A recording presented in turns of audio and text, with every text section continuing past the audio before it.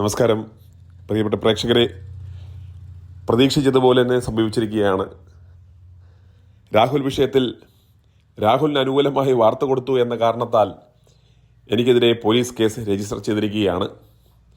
ഏതൊക്കെ വകുപ്പുകളാണ് ചുമത്തിയിരിക്കുന്നതെന്ന് അറിവായിട്ടില്ല. എങ്കിലും ഇന്നലെ കേസ് രജിസ്റ്റർ ചെയ്തു എന്നാണ് നമുക്കറിയുവാൻ സാധിക്കുന്നത്.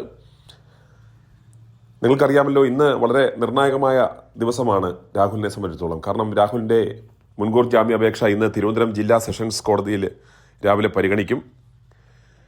രാഹുലിന് യാതൊരു കാരണവശാലും മുൻകൂർ ജാമ്യം ലഭിക്കരുത് എന്ന ലക്ഷ്യത്തോടെ കേക്കച്ചനും കോൺഗ്രസ് നേതൃത്വവും കാര്യമായി പണിയെടുത്തു എന്ന് നമുക്കറിയാം.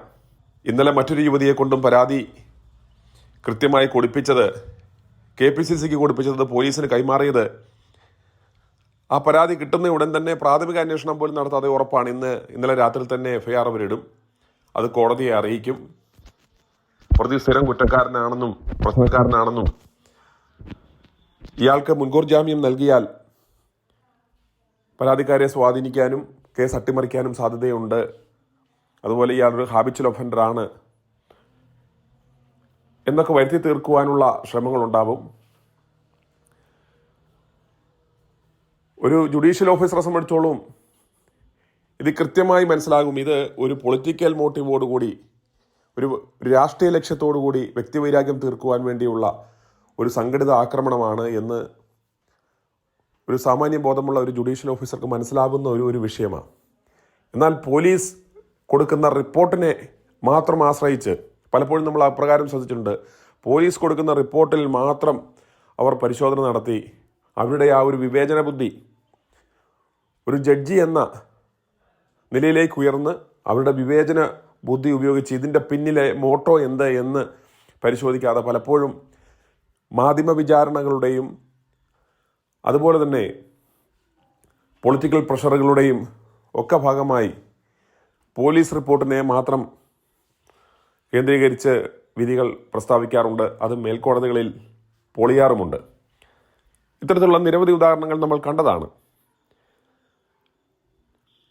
അന്നേരം ഇത്തവണ അതിനുള്ള സകല സാധ്യതയുമുണ്ട്. കാരണം മുൻകൂർ ജാമ്യം എങ്ങനെയും തള്ളിക്കഴിഞ്ഞാൽ ഇവന്മാർക്കത് ലോട്ടറിയാവും. കാരണം ഈ വിഷയം വീണ്ടും ആളിക്കത്തിക്കും. അടുത്തത് ഹൈക്കോടതിയിലേക്ക് പോകും. ഹൈക്കോടതിയിൽ മുൻകൂർ ജാമ്യം ലഭിക്കുന്നത് വരെ വീണ്ടും ഈ വിഷയം ആളിക്കത്തിക്കും. അന്നേരത്തേക്കും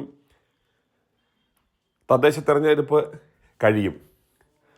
തദ്ദേശ തെരഞ്ഞെടുപ്പ് കഴിയുന്നത് വരെ ഈ ആവേശം എല്ലാവർക്കും ഉണ്ടാകും, ഇടതുപക്ഷത്തിന്.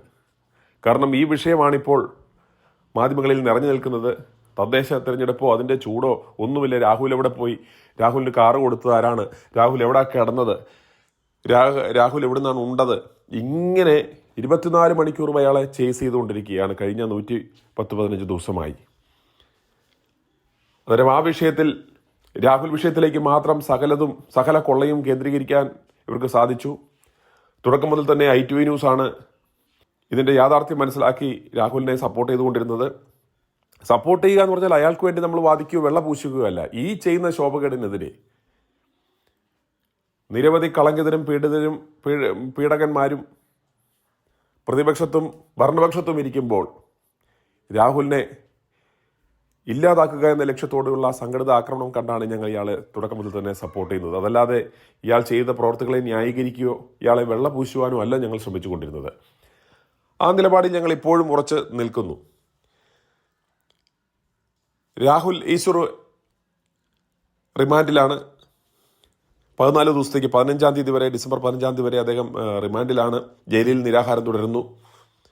രാഹുൽ ഈശ്വറും ശക്തമായി രാഹുൽ വിഷയത്തിൽ രാഹുലിൻ്റെ പക്ഷത്താണ് ശരി എന്ന കാര്യം ജനങ്ങളെ ബോധ്യപ്പെടുത്തിയതാണ്. അങ്ങനെ രാഹുലിൻ്റെ വായടപ്പിക്കുവാൻ പരാതിക്കാരിയുടെ പരാതിയെ തുടർന്ന് അയാൾക്കെതിരെ ജാമ്യമില്ലാ വകുപ്പുകൾ ചാർത്തി ജയിലിൽ അടച്ചു. ഇനിയും അവരുടെ ആവശ്യം എന്നെയും കൂടി അറസ്റ്റ് ചെയ്ത് അകത്തു വിടുക, അതോടുകൂടി രാഹുലിന് വേണ്ടി ശബ്ദിക്കുവാൻ ആരുമില്ലാതാവും. ഇവർ പറയുന്ന ആ കഥകൾ ഇവരുടെ സിൻഡിക്കേറ്റ് മാധ്യമങ്ങളിലൂടെ ഇവർക്ക് ഇവരുടെ കാര്യങ്ങൾ പടച്ചുവിടാം. അത് ജനങ്ങളെല്ലാം വിശ്വസിക്കും. അത് തദ്ദേശ തെരഞ്ഞെടുപ്പിൽ ഇവന്മാർക്ക് നേട്ടമാകും. പ്രത്യേകിച്ച് ഓർക്കുക, ഈ തദ്ദേശ തെരഞ്ഞെടുപ്പിൽ കോൺഗ്രസിന് വമ്പിച്ച തിരിച്ചടി ഉണ്ടാവും, പാർട്ടി തകരുമെന്ന് മനസ്സിലാക്കിയിട്ടും രാഹുലാണ് എന്നാലും വേണ്ടില്ല അവനെ തീർക്കുക എന്ന ലക്ഷ്യത്തോടെയാണ് ഈ കോൺഗ്രസ്സുകാർ. മുരളീധരൻ്റെയൊക്കെ ആവേശം ഇന്നും രാവിലെ കാണുക, എന്ത് ആവേശത്തോടെയാണ് എന്ന് പറയുന്നത്.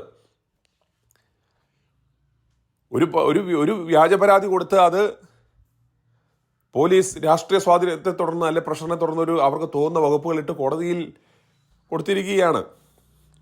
ആ വിഷയത്തിന്മേൽ ഒരു മുൻകൂർ ജാമ്യാപേക്ഷ പരിഗണിക്കുക എന്ന് പറയുമ്പോൾ അതിൻ്റെ എല്ലാ പ്രോസ് ആൻഡ് കോൺസും അസസ് ചെയ്യാനുള്ള സമയമൊന്നും കിട്ടത്തില്ല. പ്രഥമ ദൃഷ്ടിയ അതിൻ്റെ ഇത് നോക്കിയുള്ളൊരു വിധിയായിരിക്കും ഇന്ന് പുറപ്പെടുവിക്കുക. അതിനു മുമ്പ് തന്നെ ഇന്ന് ഒരു കീഴ്ക്കോടതിയിൽ നിന്നും ആ മുൻകൂർ ജാമ്യാപേക്ഷ തള്ളിയാൽ അത് പാർട്ടിയെ പ്രതിസന്ധിയിലാക്കും. പാർട്ടിക്ക് സൽപ്പേര് കിട്ടണമെങ്കിൽ രാഹുലിനെ പുറത്തു കളഞ്ഞാലേ പറ്റത്തുള്ളൂ എന്ന് മുറവിളി ഇപ്പോൾ തന്നെ ഉയർത്തി തുടങ്ങി. രാഹുലിന് ഇന്ന് മുൻകൂർ ജാമ്യാപേക്ഷ രാഹുലിനെ നിരസിച്ചാൽ ഇന്ന് രാഹുലിനെ പാർട്ടിയിൽ നിന്നും ഡിസ്മിസ് ചെയ്തതായി, പുറത്താക്കിയതായി ഇവർ പ്രഖ്യാപിക്കും. കാരണം അതിനുവേണ്ടിയാണ് ഇവന്മാർ ഈ പണികളെല്ലാം ചെയ്തത്. ഇതെല്ലാം ചെയ്തത് രാഹുലിനെ ഈ വിഷയത്തിൽ കൊടുക്കാൻ കഴിയില്ലെന്നറിയാം. പക്ഷേ ഇപ്രകാരം സിൻഡിക്കേറ്റ് മാധ്യമങ്ങളെ ഉപയോഗിച്ച് ഒരു മാധ്യമ വിചാരണ നടത്തി ഇത് കോടതിയിൽ അത്തരത്തിലുള്ള വ്യാജ പരാതിയും രേഖകളും ഹാജരാക്കി ആ ആന്റിസിപ്പേറ്ററി ബെയിൽ തള്ളാൻ സാധിച്ചാൽ ആ ഒറ്റ കാരണത്താൽ ഇപ്പോഴത്തെ സാഹചര്യത്തിൽ വരാൻ പോകുന്ന തെരഞ്ഞെടുപ്പിൽ മുഖം രക്ഷിക്കണമെങ്കിൽ ഇതേ ഉള്ളൂ മാർഗം എന്ന് പറഞ്ഞ് ഉറപ്പാണ് ഇന്ന് തള്ളിയാൽ രാഹുലിനെ പാർട്ടിയിൽ നിന്നും ഇവർ ഡിസ്മിസ് ചെയ്യും. ഇതെല്ലാം ജനങ്ങൾ മനസ്സിലാക്കണം. അതുകൊണ്ട് എന്ത് വില കൊടുത്തും തദ്ദേശ തെരഞ്ഞെടുപ്പ് കഴിയുന്നത് വരെ ഈ വിഷയം ആളിക്കത്തിക്കുവാൻ വേണ്ടി എന്ത് വില കൊടുത്തും അവരുടെ എല്ലാ സംവിധാനങ്ങളും ഉപയോഗിച്ചുകൊണ്ടും സെഷൻസ് കോടതിയിൽ ഇത് തള്ളുവാനുള്ള എല്ലാ ക്രമീകരണങ്ങളും നടത്തും. അപ്രകാരം സംഭവിച്ചാൽ രാഹുലിനെ ഡിസ്മിസ് ചെയ്യുമെന്ന കാര്യത്തിൽ യാതൊരു സംശയവും വേണ്ട. ഈ കാര്യങ്ങൾ പൊതുജനങ്ങളുടെ ഇടയിലേക്ക് അറിയിക്കുകയും ഈ വിഷയം ചർച്ച ചെയ്യുകയും അത് സാധാരണ ജനങ്ങളുടെ ഇടയിലേക്ക് എത്തിക്കുകയും ചെയ്യുന്ന i2 ന്യൂസിനെ നിശബ്ദമാക്കുവാൻ വേണ്ടിയാണ് എനിക്കെതിരെ FIR രജിസ്റ്റർ ചെയ്തിരിക്കുന്നത്. ഈ വിധി വരുന്നതിന് മുമ്പേ ഒരുപക്ഷെ ഞാനും അറസ്റ്റ് ചെയ്യപ്പെട്ടേക്കാം. എനിക്ക് പിന്നീട് ഈ വിഷയവുമായി ബന്ധപ്പെട്ട് സംസാരിക്കാൻ കഴിയാതെ വന്നേക്കാം. അതുകൊണ്ടാണ് ഞാൻ ഇപ്പോൾ ഇപ്രകാരം ഒരു ശബ്ദ സന്ദേശം ഇടുന്നത്. ഇതിൻ്റെ യാഥാർത്ഥ്യം നിലവിലെ സ്ഥിതി ഇതാണ്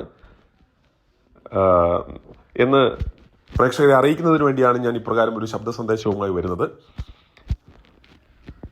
അതുകൊണ്ട് തന്നെ രാഹുൽ ഈശ്വറെ അറസ്റ്റ് ചെയ്തതുപോലെ തന്നെ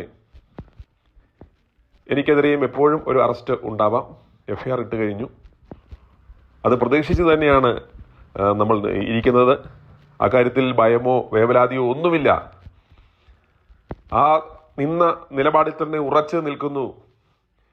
രാഹുലിൻ്റെ പക്ഷത്താണ് ശരി എന്ന് വരും ദിവസങ്ങൾ നമുക്ക് മനസ്സിലാകും.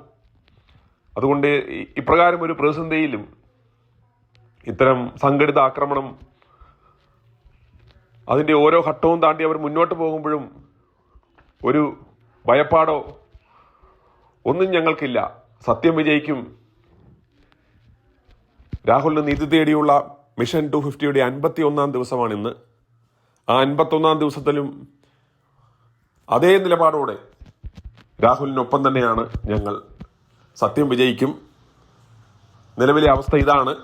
എനിക്കെതിരെ FIR ഇട്ടു എന്ന ഒരു വിവരം പ്രേക്ഷകരെ അറിയിക്കുവാൻ വേണ്ടിയാണ് ഈ ശബ്ദ സന്ദേശം. Thank you.